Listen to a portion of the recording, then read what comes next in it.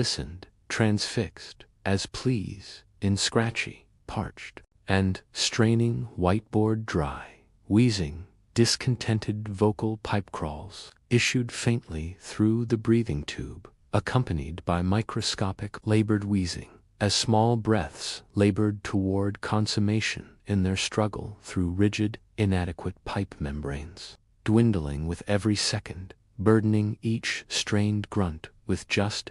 Before Julian could scream, the earth beneath him began to throb and tremble. It no longer felt like solid ground, but rather soft, abused flesh.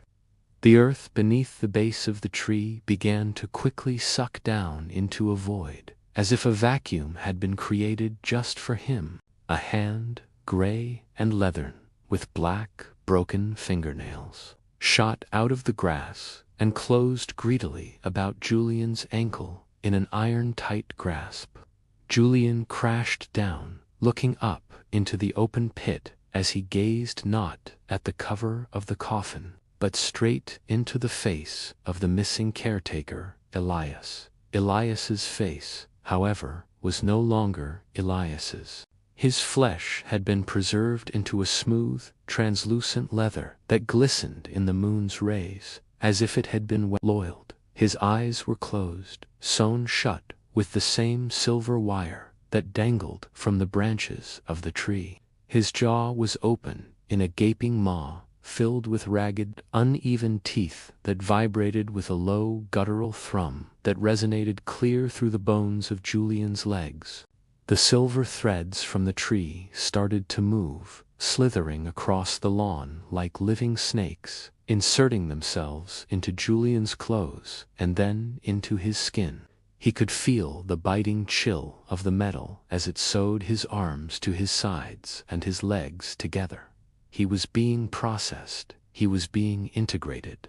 A figure appeared from the thick mistal, skeletal, and known as the Weaver. The Weaver was no ghost, but a shell filled with a staggering number of these threads, a being who had existed for centuries, meshing the dead into a communal consciousness. The Weaver leaned in close, reeking of damp earth and ancient melted coins, and whispered, "We've run out of ways to extend ourselves vertically, and now we require a new column to hold up the sky." Julian felt his legs fall into a narrow, vertical shaft which had opened beneath him. His body was being pushed into the ground like a coin in a slot. He could feel the shoulders of the corpses lining up on each side of him, the cold, hard flesh in contact with his own. His body was upright, with only his head out of the ground.